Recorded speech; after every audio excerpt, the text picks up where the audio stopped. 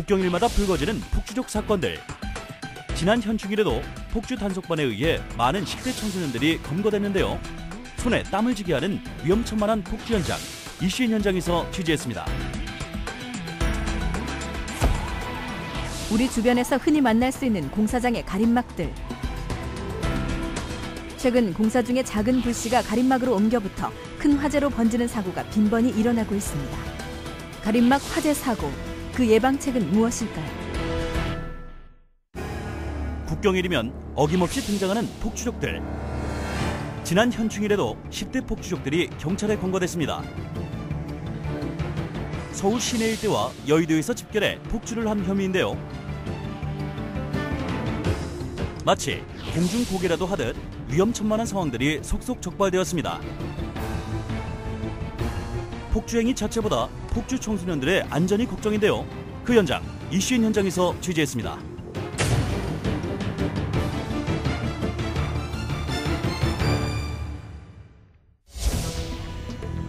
도로를 무질서하게 질주하는 오토바이들. 갈짓자로 도로를 종횡무진하며 신호 위반과 불법 유턴은 기본. 주변 차량의 안전까지 위협하는데요. 서울지방경찰청 폭주족 수사팀은 폭주족 특별단속을 실시했습니다. 서울 주요 도심도로 곳곳에 투입된 단속반과 경찰 차량들. 폭주족이 보이거나 난폭한 운전소리가 들리면 대기 중이던 단속팀은 바로 그들의 뒤를 쫓습니다. 교통종합상황실에서 상황 분석과 함께 경찰 헬기를 동원해 대대적인 단속에 나섰는데요. 경찰 헬기에 장착된 고성능 카메라로 촬영한 화면입니다. 강변북로의 이륜차의 주행은 불법인데요. 이때 단속 중이던 헬기 카메라에 도로교통법을 위반한 오토바이가 포착됐습니다. 송파구 일대에 나타난 폭주족.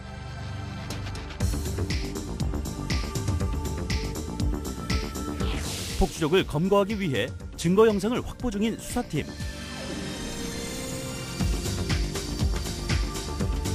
경찰 차량이 따라붙는 것을 눈치챈 폭주족들. 리더의 지시에 따라 신호 위반을 하며 잽싸게 도망쳐버리고 마는데요. 폭주족들을 검거하지 못해 안타깝습니다. 폭주 단속 형사들이 무리를 해서라도 그들의 뒤를 끝까지 뒤쫓지 않는 이유는 무엇일까요? 상당히 위험하죠. 일단은 거리를 두고 안전거리를 유지합니다. 예. 일단 우리들보다 저 폭주족들 쟤들이 안 다쳐야 되거든요. 쟤들이 청소년들이잖아요. 앞으로 살아갈 날이 많잖아요. 예. 그래서 될 수 있으면 안전검거 위주로 가고 있습니다. 검거하지 못한 폭주족 중에 일부를 찾아낸 수사팀. 한적한 도로에 가까이 추격하자 폭주족 중 일부의 무리들이 자신의 활동 지역으로 돌아와 경계심을 풀고 있었는데요. 이때를 놓치지 않고 수사팀은 이들을 현장 검거합니다.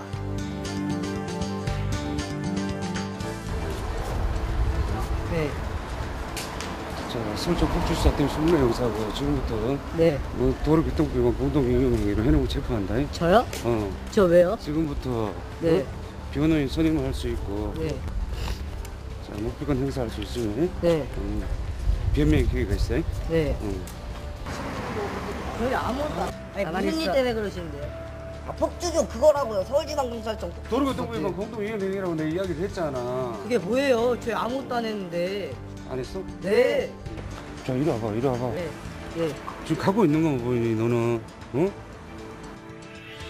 자신이 폭주를 하고 있는지도 모른 채 폭주족이 된 청소년들. 하지만 몰랐다는 말로 덮어주기엔 그들의 범법 행위가 심각했는데요. 제멋대로 중앙선을 침범하거나 헬멧도 쓰지 않은 채 이리저리 차선을 무시하고 달리는 경우, 또 단속 카메라를 피하기 위해 오토바이에 번호판을 꺾어놓거나 혹은 검정색 테이프를 붙이는 경우도 많았습니다. 각종 위반해가면서 가는 게 안 보이니 너는? 너는 이게 오토바이 타고 가고 있는 것만 보여?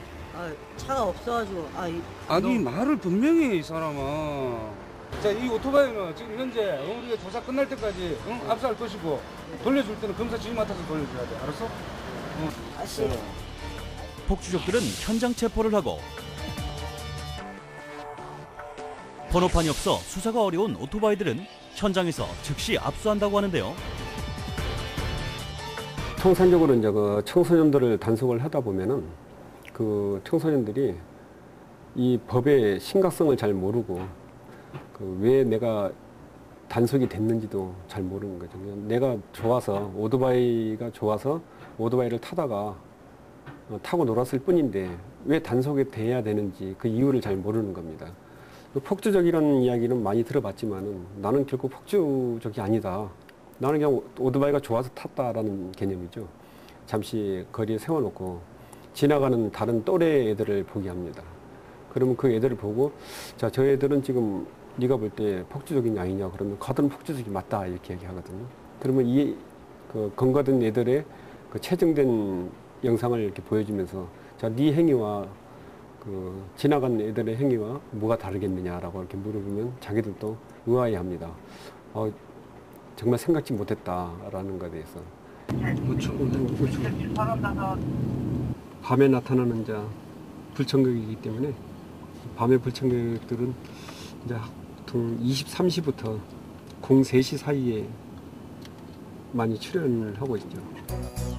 신촌 일대에서도 단속은 계속됐습니다. 경찰은 폭주하는 오토바이 촬영 화면을 바탕으로 수사해 폭주족에겐 40일간의 면허정지, 심야 시간 외출 정지가 내려집니다. 그때는 솔직히 막 오토바이 타고 가면 멋있는 줄 알았는데 막 위험하기도 하고 위험한지도 몰랐거든요. 근데 생각해보니까 이제 위험하고 막 이제 타기 싫어요. 쪽팔려요. 저는 이제 그런 거 안 해요. 옛날에는 했는데 솔직히 막 오토바이 사고로 친구도 많이 죽고 그래서 이제 안 타요 오토바이. 꽃다운 10대 청소년들이 멋모르고 폭주를 즐기다 그 번호판처럼 한순간에 인생이 꺾인다면 그보다 더 가슴 아픈 일이 있을까요? 폭주족의 형태와 습성이 바뀌면서 경찰의 수사기법도 날로 변화하고 있는데요. 시민의 안전을 위협하는 폭주족이 없어지는 그날까지 모두 잠든 시간 심야의 불청객을 쫓는 폭주족과의 전쟁은 끝나지 않을 것입니다.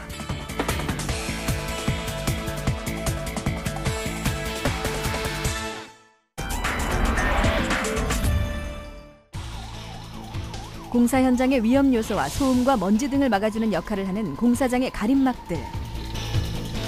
하지만 요즘 이 가림막이 숨어있는 화재 요인으로 떠올라 그 주의가 요구되고 있는데요. 빈번하게 일어나는 가림막 화재의 원인은 과연 무엇일까요? 서울 은평소방서. 오후 3시경 구산동의 신축 공사장으로부터 화재 신고가 접수됐습니다. 용접 작업 중 불티가 가림막에 옮겨붙어 발생한 화재였는데요. 그리고 일주일 후 은평구 불광동의 또 다른 공사장에서 불이 나 5천여만 원의 재산 피해를 남겼습니다. 공사장 가림막 전체가 화염에 휩싸여 소실된 상태였으며 인근 건물에 가림막 잔해물이 떨어져 피해를 입힌 상태였습니다. 이 화재 또한 공사장 외벽을 감싸고 있었던 가림막이 2차 화재를 불러일으켰다고 볼 수 있습니다.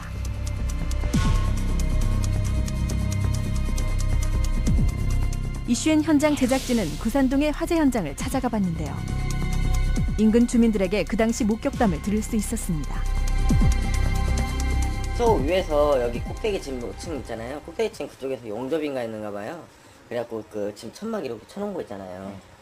그게 용접 불똥이 그 옮겨 붙어가지고 불이 난 거예요. 그래 조금 불나다가 그게 수시간을 타니까 이게 불이 좀.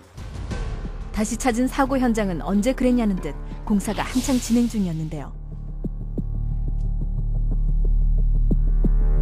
여전히 화재 발생 전과 변함없이 가림막이 설치되어 있었습니다. 가림막이 어떤 용도로 쓰는 거예요? 그러니까? 이제 구직포라고 그러거든요. 구직포인데. 부직포요? 네, 구직포라면 이게 외관상 봤을 때 보기 흉하고 그것 때문에 그런 거예요. 보기 흉하니까. 안에 외부가 보기 흉하잖아요. 아시아가 되는 거 보면 보기 흉하니까 가리기 위해 그런 거죠. 물론 먼지도 잡죠. 가림막의 역할 중에는 도시 미관을 해칠 수 있는 공사 현장의 내부를 가려주는 일도 하는데요. 하지만 엉성하게 덮여있는 가림막의 모습은 오히려 더욱 지저분하게 보였습니다. 불광동의 화재 현장도 역시 화재 전과 별다른 변화 없이 부직포로 된 가림막이 설치되어 있었습니다. 이쪽인지 이쪽인지 어디서 불난다가지고 이렇게 올라가면서 이렇게 스티로폼 녹아가지고 이렇게 떨어지고 그 밑에 차가 공고차가 한 대 있었는데 거기 위에 막 이렇게 떨어졌었어요. 공사장에서는 가림막뿐 아니라 스티로폼 등 불에 잘 타는 물질들을 쉽게 볼 수 있는데요. 그래서 어느 곳보다 화재의 위험에 노출돼 있습니다. 강남구 삼성동의 한 신축 공사장에서도 유사한 가림막 화재가 발생했습니다. 다행히 인명피해는 없었지만 인근에 있던 차량이 불타 소실되는 피해를 입었습니다.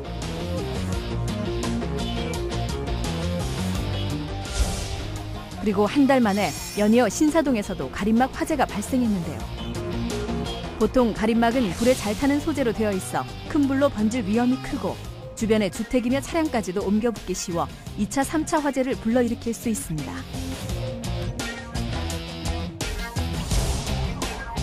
신사동의 또 다른 화재 현장.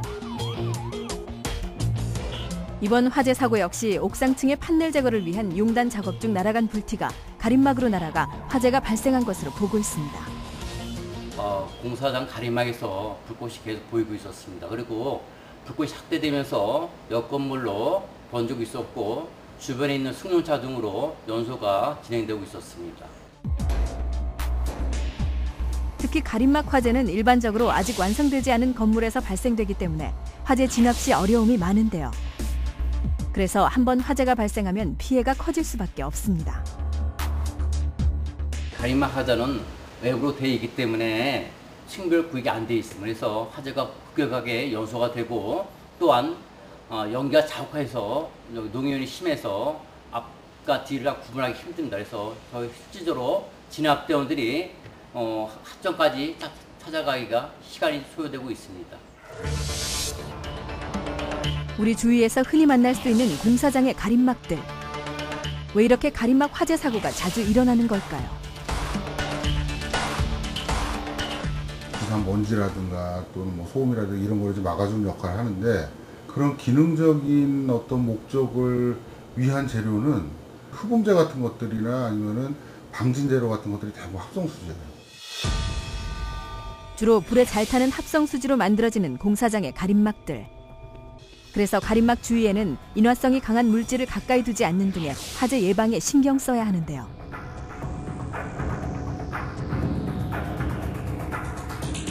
이제 뭐 출입도 통제도 하고 이제 하고 나서 이제 철거를 완전히 다 끝나고 나서 마무리가 되면은 이제 이자의 펜스를 치죠. 이자의 펜스. 이자의 펜스라는 게 어떤 건가요? 자, 철판으로 된 거지. 철판으로.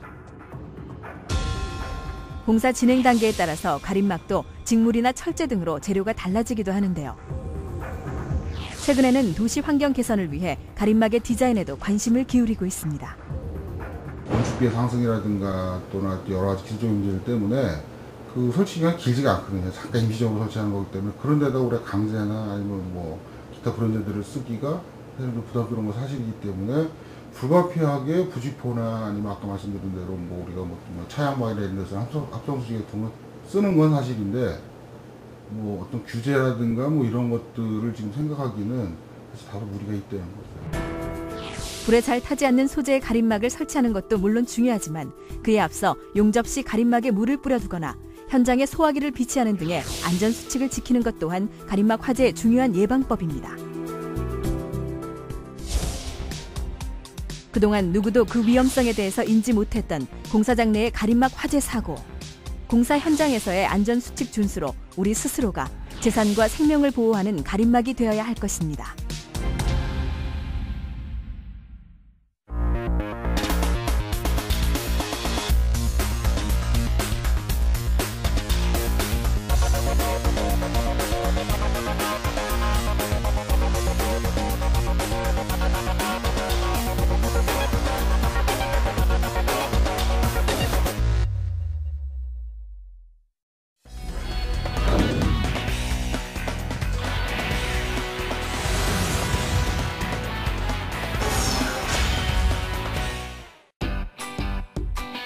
Next.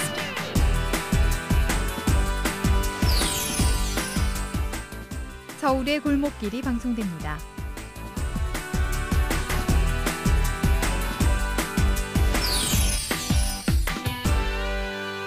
TBS. 오늘의 현장을 발빠르게 보여주는 TBS TV의 생방송 프로그램. 수도권에서 일어나는 사건 사고를 중심으로 시민에게 더 가깝게 다가가는 이야기. 생방송 시사 매거진 나우. 지금 이 시간 수도권을 중심으로 일어나는 뉴스와 생활 정보를 알아봅니다. 생방송 수도권 투데이. 예민수 교수와 각 분야의 시사 전문가가 함께 푸는 수도권의 이모저모, 서울의 오늘을 이야기합니다. 생방송 예민수의 시시각각. 오늘 일어난 서울의 핫 이슈, 수도권 프라임과 함께 좀 더 자세하게 들어봅니다. 생방송 수도권 프라임. 우리 아이 입시 관련 맞춤 프로그램, 국내 최고 입시 전문가들이 상담해드립니다. 기적의 TV 상담받고 대학 가자.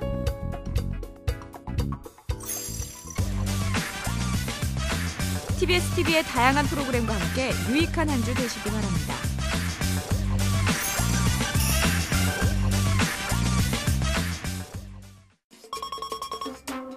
아침 햇살! 어떡해. 오늘은 뭐가 나올까? 침착해야 돼. 역시! 와우!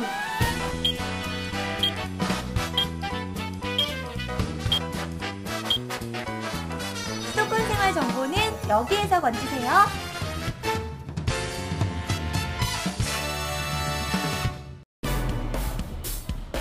실물 경제가 장기적으로 불황으로 이어지면서 일상생활에서 일반 시민들이 매우 고통을 받고 있습니다. 이번에 대형마트 가보면 도저히 우리는 살 길이 값도 만만치 않고 기저귀 값도 만만치 않아서 1000개의 시각, 1000개의 목소리, 예민수의 시시각각이 담겠습니다.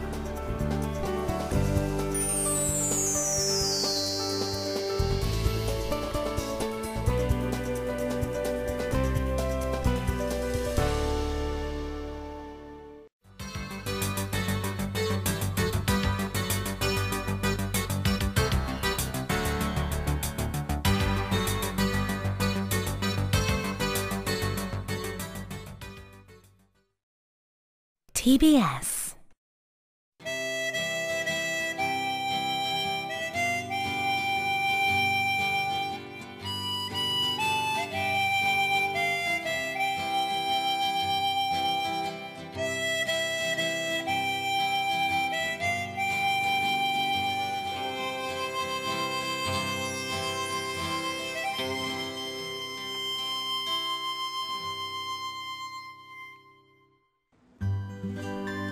대한민국 보물 1호 흥인지문. 하지만 우리들에게 더 친숙한 말은 동대문입니다. 동대문역 4번 출구. 예로부터 동대문은 많은 사람들에게 시장 거리로 기억됩니다. 실제로 이곳엔 우리 생활에 필요한 모든 것들이 모여 있습니다. 그중엔 지난 수천 년 동안 나와 우리를 대신해주던 도장도 있습니다.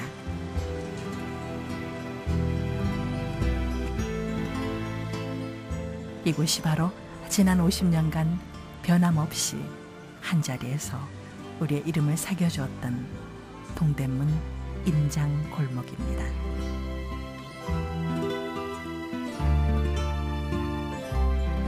동대문 인장골목은 1950년대 후반부터 형성되기 시작했습니다. 당시 전차 종점이었던 동대문은 늘 사람들로 붐볐고 자연스럽게 생활 필수품 중 하나인 도장을 새기는 곳이 하나둘 생겨나기 시작했습니다.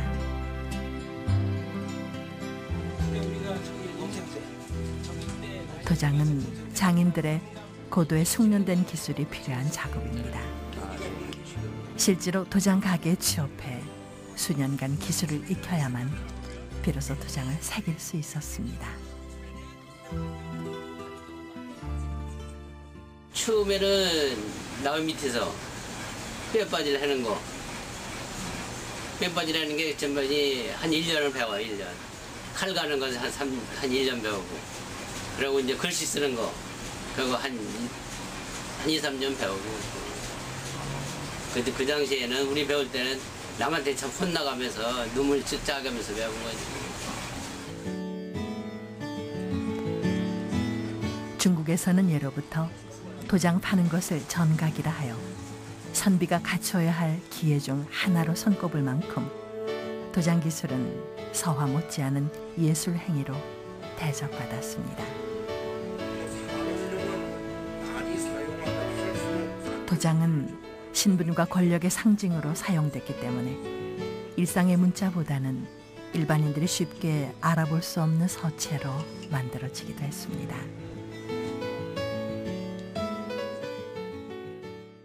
실제로다가 사람들이 의존을 못 해줘요. 아무래도 좀 틀리니까. 손이 기계라는 건 여러 개 빼낼 수가 있잖아요. 손이라는 건 내가 2개, 3개도 틀리니까.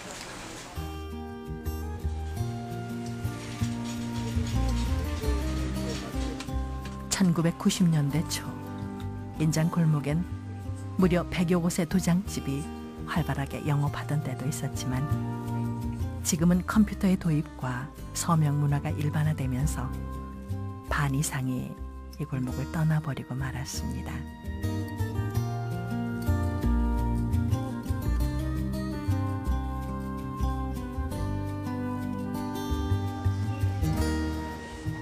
컴퓨터와 함께 누구나 쉽게 도장을 새길 수 있는 조각기기의 대량 보급은 수십 년간 쌓아온 이들의 기술과 노력을 물거품으로 만들고 있습니다.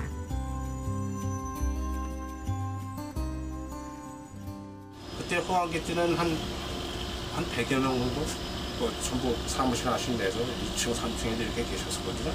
근데 지금은 많이 이제 조각기가 나오면서 97년 이후에 아예 붙어지면서 조각기가 나오기 시작하거든요. 공급되기 시작할 때부터는 이제 아까 얘기한 대로 누구나 컴퓨터만 조작할 수 있으면 할 수 있으니까 이제 이게 뭐 길거리에서 그냥 사람들 보셨잖아요. 그런 볼도 새기고 전혀 경험이 없는 분들도 컴퓨터 조작만 해서 할 수 있게끔 되니까 여기 자꾸 줄어들더라고요. 이제 동대문 인장 골목은 더 이상 그 미래를 기대하기 어렵게 되어버리고 말았습니다.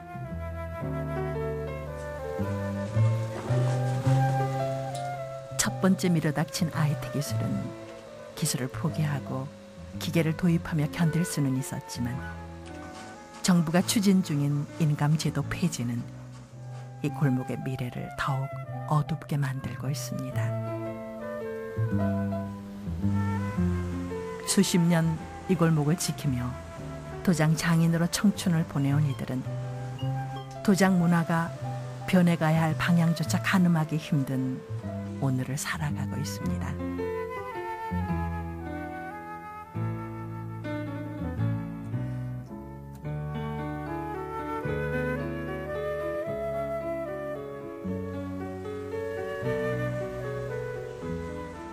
(50년) 넘게 이 골목에서 대를 이어가며 가업을 지켜온 이 도장 장인 부자는 오늘의 현실을 믿을 수 없습니다.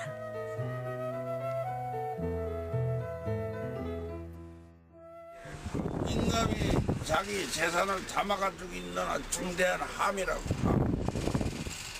그 함이 없어지면은 어디다 재산을 담아가지고 있을 거예요. 그잖아요. 재산을 담아가지고 있는 함이 단단하게 있어야 되는데.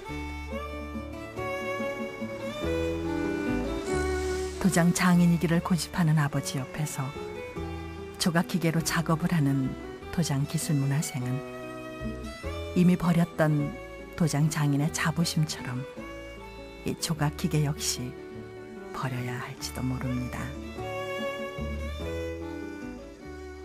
정부에서부터 서류를 온라인화 시키고 있기 때문에 서류의 간소화, 온라인화를 시키고 있잖아요. 그걸 우리가 구식으로 하자고 주장을 할 수는 없단 말이에요.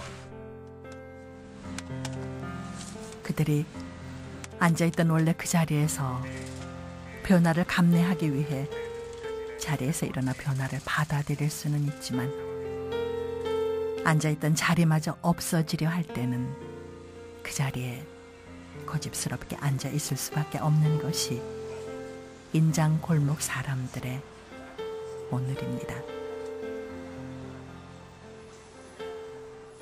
우리 업종에서는 이제 일종의 이 도장 이게 얼굴이라고 생각을 해요. 그래서 뭐 여기 사주도 집어넣고 뭐 그런 분도 있는데 뭐 그런 것까지는 권하지 않아도 그래도 최소한도 이렇게 도장 어느 정도 이렇게 기술이 있는 사람들이 30년 해가지고 옛날부터 쭉 그 일을 가지고 했던 사람들이 하나를 하지만 소장용으로도 상당한 값어치가 있을 거라 저는 생각을 해요. 그런 면에서 이제 자꾸 이렇게 사라지지만 말고 좀 이렇게 좀 번창은 못해도 좀 지속적으로 유지가 되고 계속 내려왔으면 하는 게 이제 우리들 입장. 도시와 사람들은 낡고 느리고 불편한 것을 버리고 새롭고 빠르고 간편한 것을 찾아 움직여갑니다. 손으로 직접 만져볼 수 있었던 또 하나의 내가 보이지 않는 이 도시의 인터넷 속으로 사라져갑니다. 이 도시는 우리가 직접 보고 느끼던 아주 많은 우리의 감각과 감정들을 컴퓨터 속으로 빨아들이고 있는 듯 느껴집니다.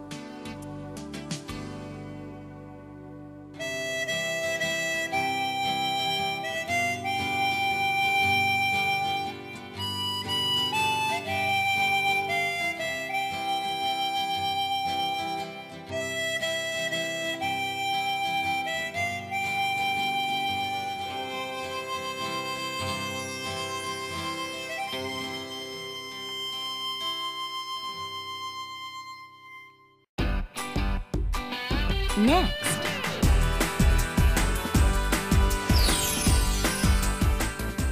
전통문화의 향기가 방송됩니다.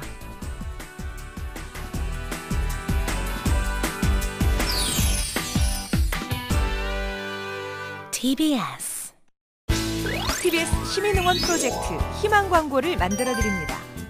시민의 방송 TBS가 영상 홍보물이 필요한 여러분에게 희망 광고를 만들어 드립니다. 중소영세상인과 사회적 기업, 시민단체와 전통시장 상인 등 영상 홍보물이 필요한 개인이나 단체는 누구나 참여할 수 있는데요. 오는 7월 15일까지 TBS 홈페이지에 사연을 접수하거나 우편으로 보내주시면 20명을 선정해서 희망 광고를 제작해드립니다. 희망 광고는 전액 무료로 제작되며 당선자에게 무상으로 제공됩니다. 당선된 20편의 사연은 별도의 TV 프로그램으로 제작됩니다. 또한 제작된 희망 광고는 TBS TV에서 방송됩니다. 그리고 일부 당선자에 한해 TBS MC와 아나운서를 홍보대사로 지원해드립니다. TBS 시민응원 프로젝트 희망 광고를 만들어드립니다. 자세한 내용은 www.tbscf.org를 통해 확인할 수 있습니다.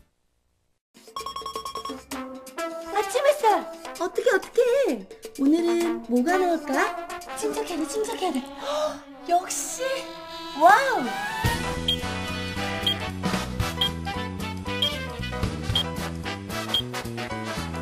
수도권 생활 정보는 여기에서 건지세요.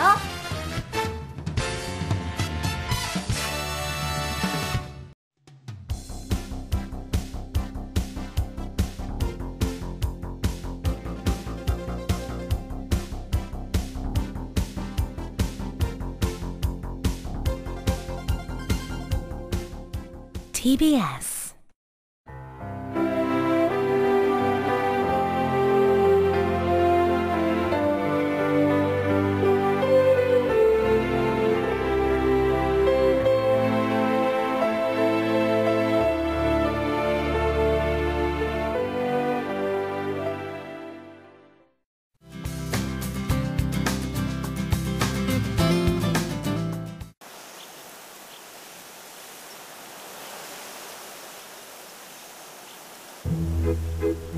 누렇게 변한 마음을 새파란 바다에 내려놓았더니 걱정은 땅속으로 숨어들고 파란 새날이 피어났습니다. 난 더 새로워질 것입니다. 긍정, 내 안에 있습니다. 현대그룹. 어느새 가을빛이 스며들고 있는 숲속. 눈부신 햇살 아래 그림 같은 풍경이 고요한 자태를 드러내고 있습니다.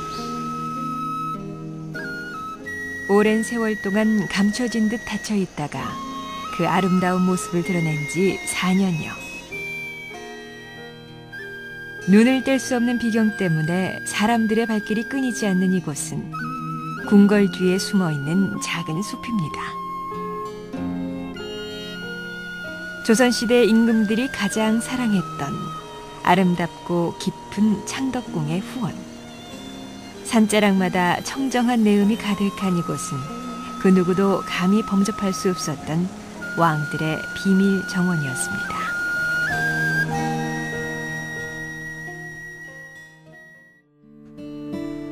세계문화유산으로 지정된 창덕궁은 조선의 궁궐 중 가장 오랜 기간 동안 임금이 거처했던 곳입니다.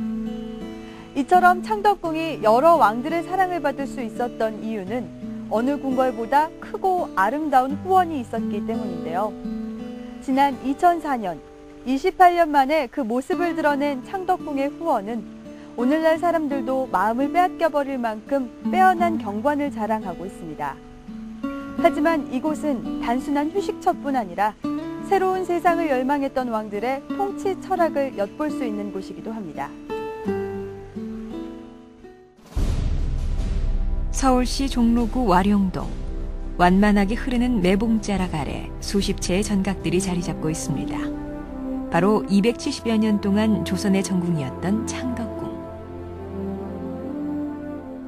자연 지형을 있는 그대로 활용한 창덕궁은 비정형적으로 전각을 배치함으로써 자연과의 조화를 우선적으로 배려한 조선시대 역사상 가장 크고 깊은 궁궐이었습니다.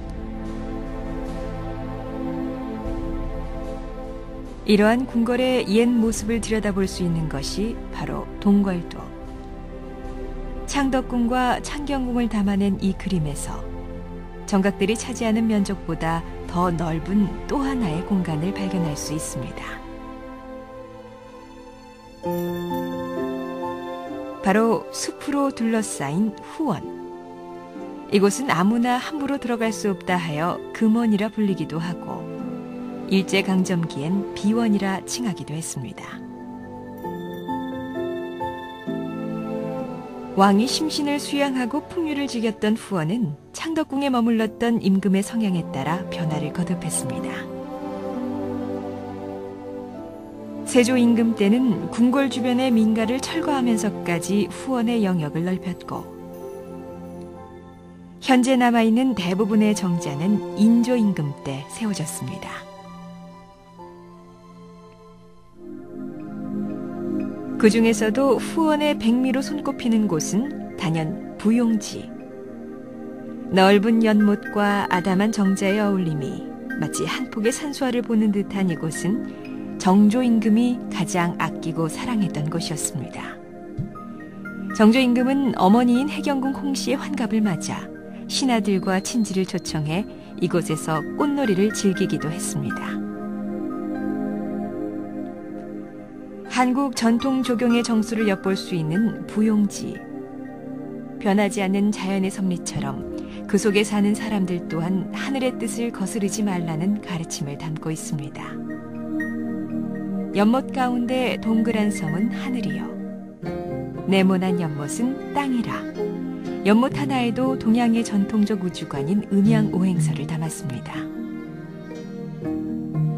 연못엔 연꽃을 가득 심어 한여름엔 그 향기가 사방으로 퍼지는 곳. 그 풍경에 빗대어 이름 지어진 부용정은 십자형의 독특한 자태를 품고 있어 마치 연꽃이 활짝 펼쳐진 듯합니다.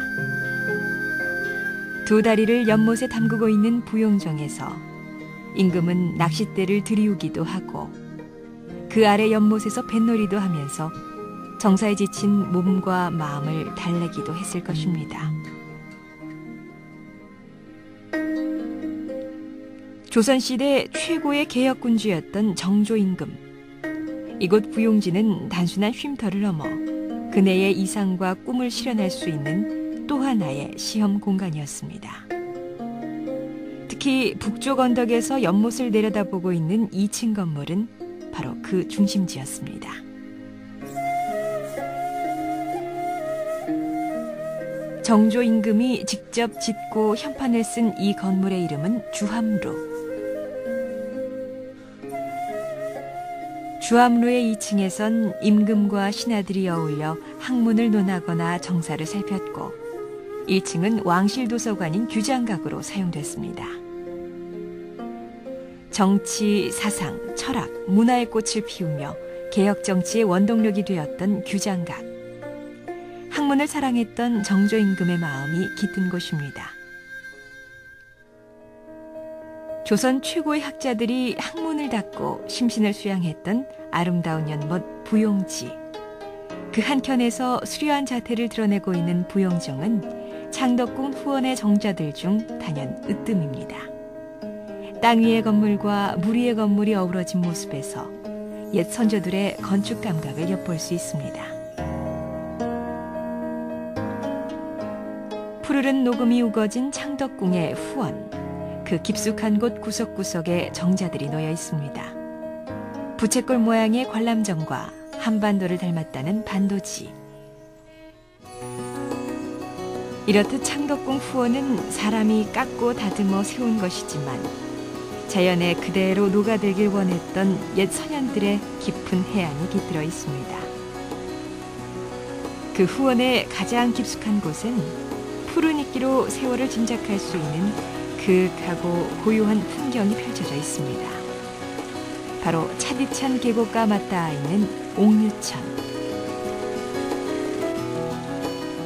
바위를 휘돌아 작은 폭포가 되어 흐르는 물줄기 소리가 하도 청아하여 이름 지었다는 옥류천.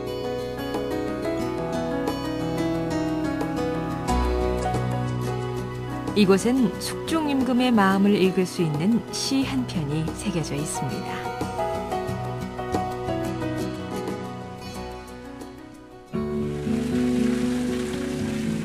폭포수 300척, 저 멀리 하늘에서 떨어지네. 이를 보노라니 흰 무지개 일고, 그 소리 천둥번개 치듯 온 골짜기에 퍼지네. 이렇듯 조선의 임금들이 자연과 하나 되어 마음껏 풍류를 즐겼을 옥류천.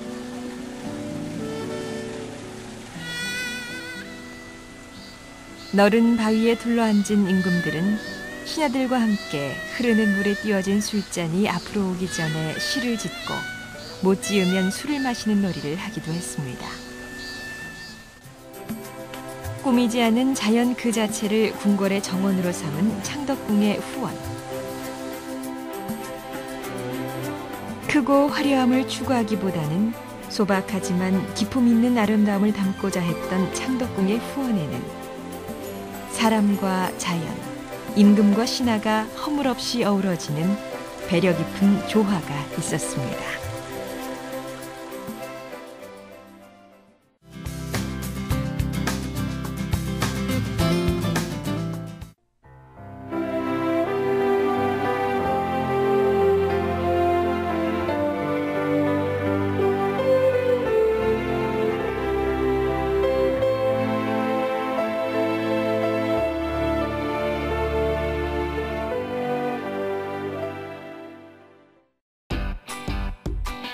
Next.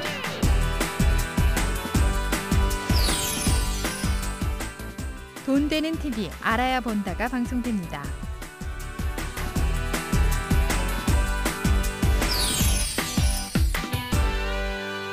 TBS. 희망 광고 안 들어봤는데 어떤 광고죠? 이게 글쎄 그게 뭐예요? 광고를 만들어준다고? 방송국에서 공짜로 해줘요 그런 거요? 돈도 안 내고 어떻게 하는데요? 저도 할 수 있는 거예요? 가격 대안은 따로 없나요? 정아, 중소기업이나 영세상인 개인이나 단체 같은 그리고 사회적 기업 우리 같은 사람들도 CF 만들어진다고 하네. 그래? 응. 그럼 우리도 한번 해볼까? 우리 당연히 해야지. 7월 15일. 7월 15일. 7월 15일. 7월 15일까지 여러분의 사연을 보내주세요.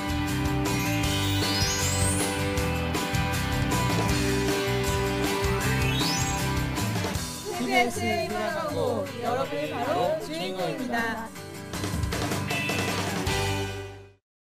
서울 성수동에 위치한 한 수제화 가게. 저마다 신발을 고르는 손님들로 북적이는데요.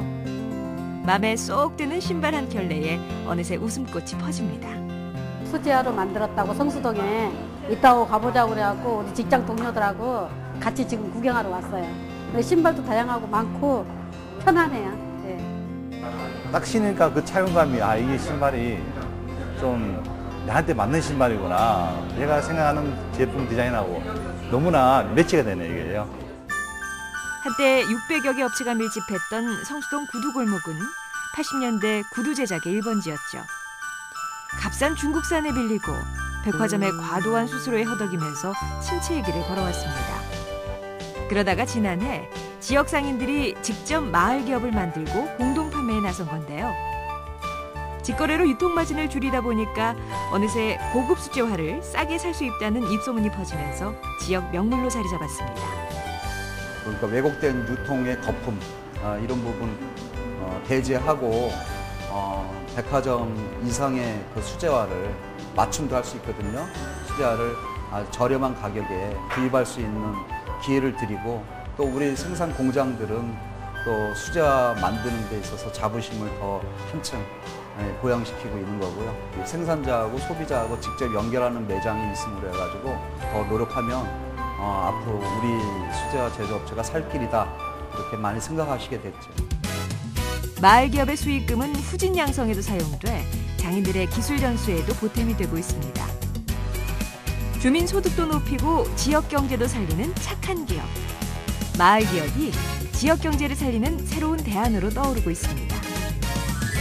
TBS 무지개 캠페인 7가지 색깔이 모여 무지개를 만듭니다.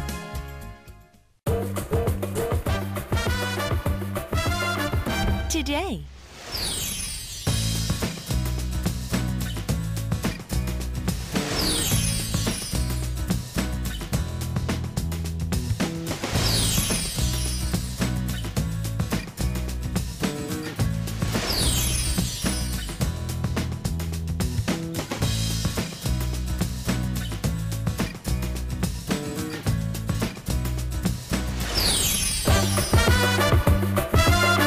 TBS. 아침 햇살! 어떡해. 오늘은 뭐가 나올까? 침착해야 돼. 헉, 역시! 와우!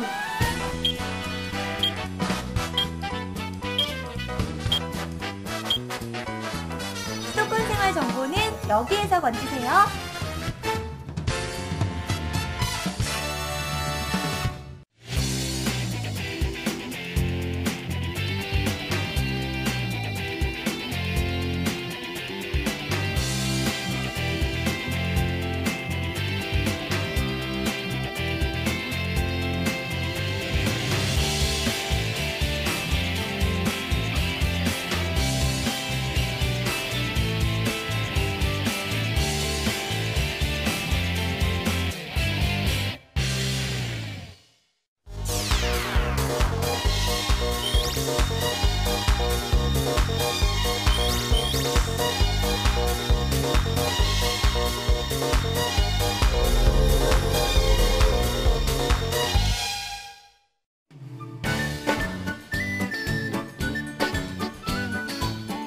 경기도 과천에 위치한 서울동물원.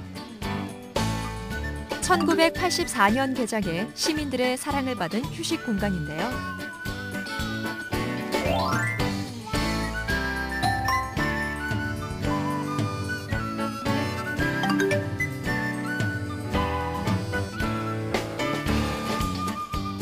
그렇다면 동물원 식구 가운데 가장 오래된 터줏대감은 누구일까요? 바로 올해 107살인 갈라파고스 코끼리 거북인데요. 아이들에게 가장 인기 있는 동물은 동물의 왕 호랑입니다. 동물원 방문객은 연평균 420만 명 선.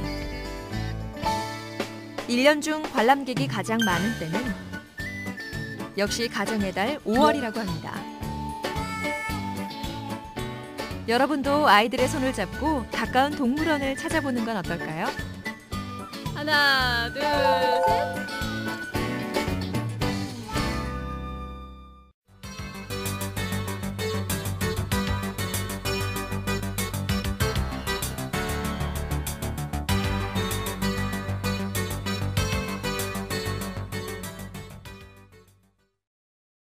TBS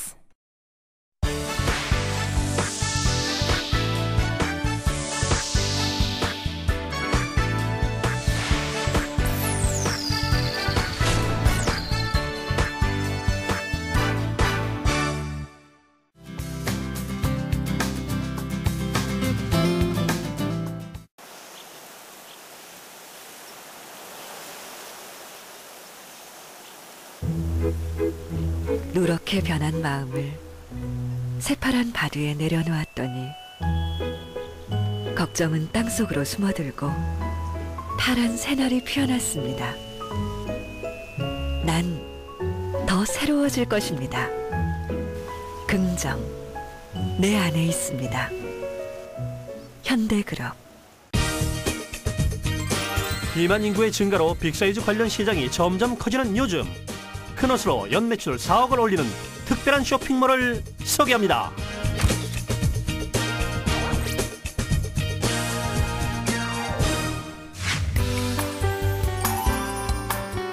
빅우먼을 위한 빅사이즈 전문몰. 우리가 알고 있던 일반 사이즈가 아니다. 옷이 커서 대박난 이 사람. 빅사이즈의 패션을 제안합니다. 오늘의 주인공 장성민 대표. 빅사이즈 여성들이 가지고 있는 어떤 그 이미지나 또는 그 사람들이 갖고 있는 생각들 자체가 아직 바꿔야 되고, 그리고 또 더 많은 발전 가능성이 있다라고 느꼈습니다.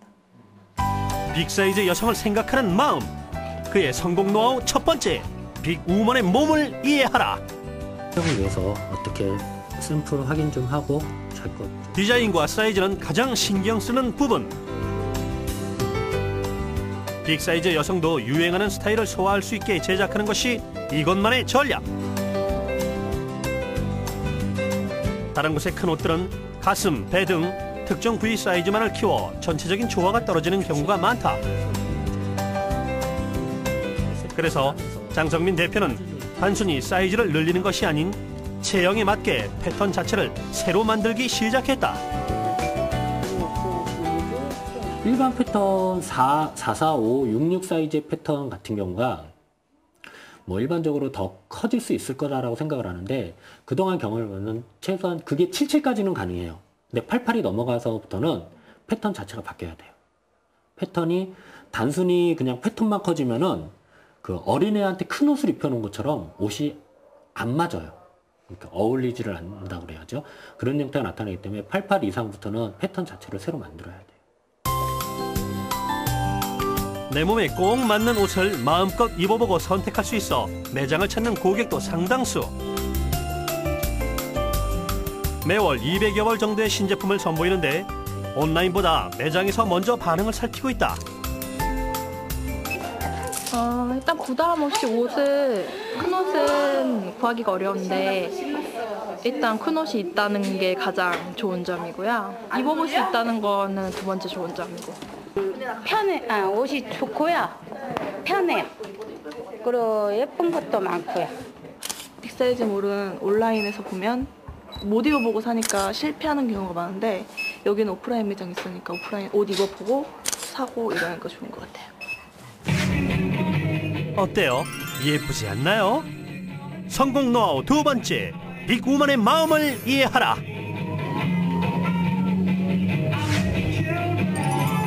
장성민 대표는 창업 전 빅사이즈 의류 회사에서 경영 컨설턴트로 일하며 국내 최초 빅사이즈 패션쇼를 기획, 날씬한 여성에 가려져 있던 빅사이즈 여성들의 당당함과 자신감을 느낄 수 있었다고 한다.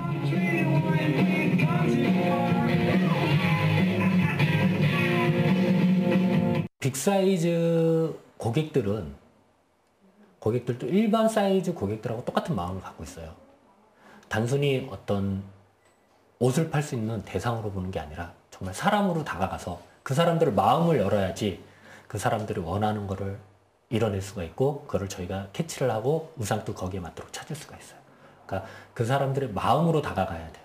그 사람들이 왜 이곳에 와서 다른 곳에도 의류 매장이 많은데 왜 이곳에 와갖고 옷을 구매를 할까? 그 심정을 알아야 된다고 생각해요. 고객이 무엇을 원하는지 쇼핑몰에 사진을 올릴 때도 그의 섬세한 마음을 느낄 수 있는데 빅사이즈 같은 경우는 일반 사이즈랑 좀 다르게 전체 폼에서 핏이 얼마나 나오는지를 가장 중점적으로 하고 포인트 하나하나가 정말 중요한 역할을 하거든요. 그런 부분에 대해서 일반 사이즈 촬영을 할 때는 좀 전체 컷 위주로 한다라고 보면은 빅사이즈는 전체 컷뿐만 아니라 디테일 컷을 상당히 좀 중요시 여기는 편입니다. 다양한 디자인과 사이즈 부담 없이 쇼핑을 즐길 수 있는데 77부터 130까지 폭넓은 사이즈와 저렴한 가격으로 여러 개의 오픈마켓을 운영 중이다.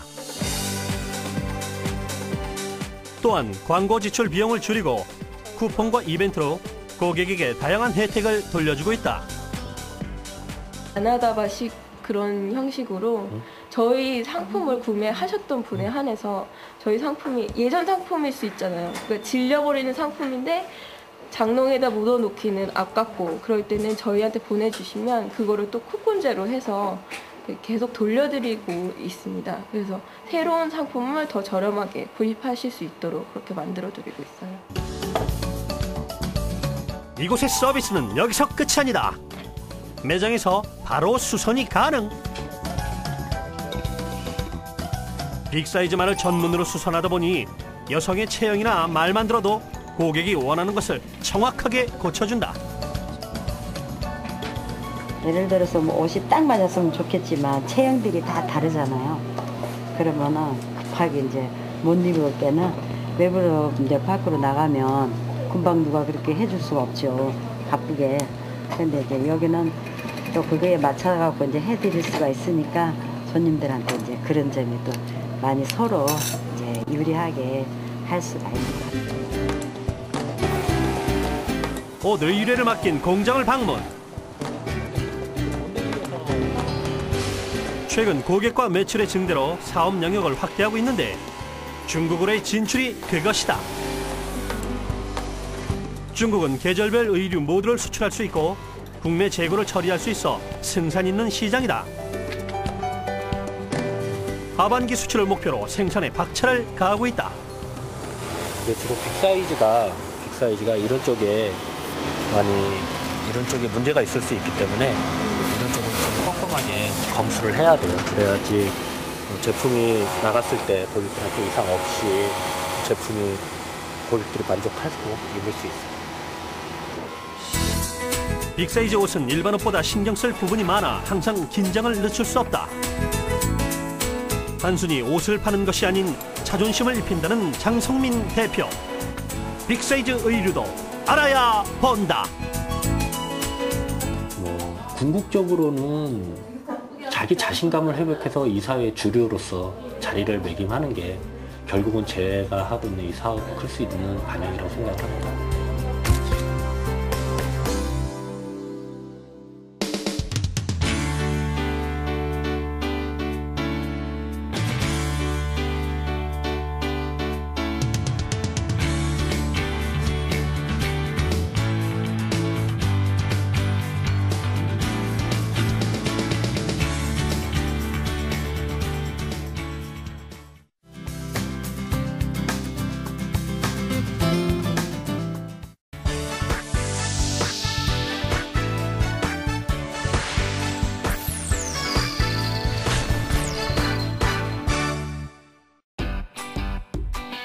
Next.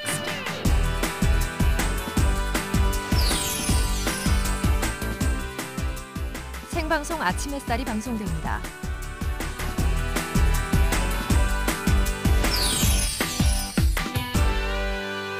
TBS 오늘의 현장을 발빠르게 보여주는 TBS TV의 생방송 프로그램. 수도권에서 일어나는 사건 사고를 중심으로 시민에게 더 가깝게 다가가는 이야기. 생방송 시사 매거진 나우. 지금 이 시간 수도권을 중심으로 일어나는 뉴스와 생활 정보를 알아봅니다. 생방송 수도권 투데이. 예민수 교수와 각 분야의 시사 전문가가 함께 푸는 수도권의 이모저모, 서울의 오늘을 이야기합니다. 생방송 예민수의 시시각각. 오늘 일어난 서울의 핫 이슈, 수도권 프라임과 함께 좀 더 자세하게 들어봅니다. 생방송 수도권 프라임. 우리 아이 입시 관련 맞춤 프로그램, 국내 최고 입시 전문가들이 상담해드립니다. 기적의 TV 상담받고 대학 가자.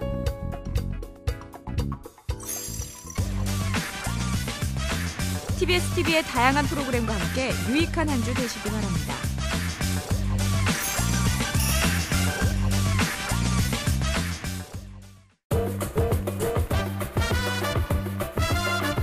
Today.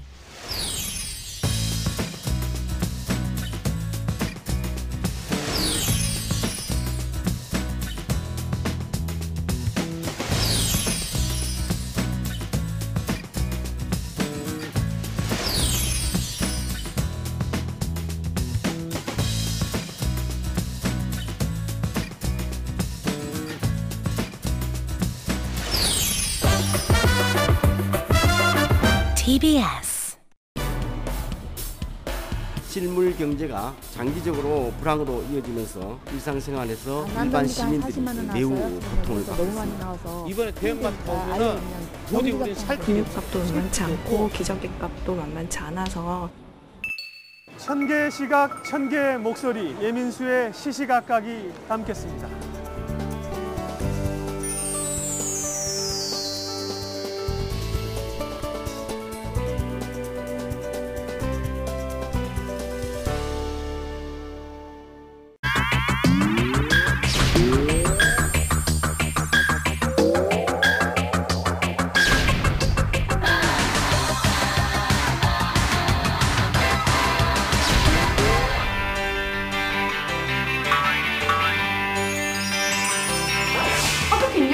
배신이다 진짜. 완전 부럽다. 헐 뭐야?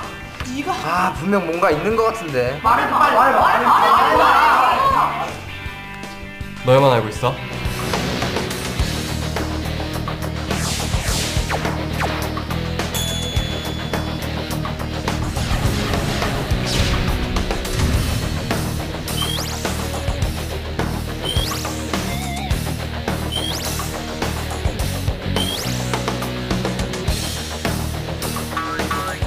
기적의 TV 상담받고 대학 가자. 뿌잉뿌잉.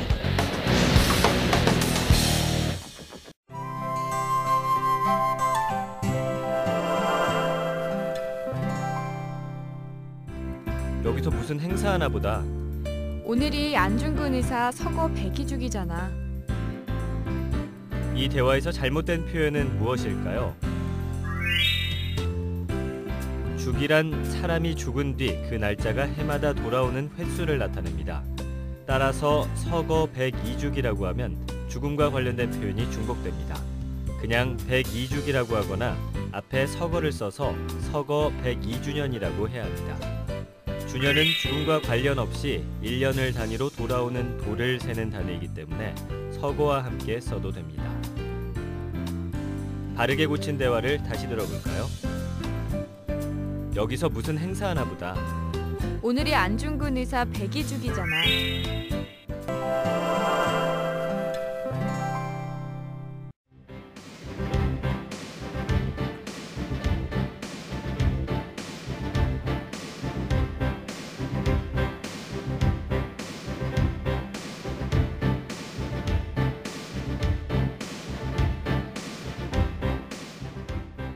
TBS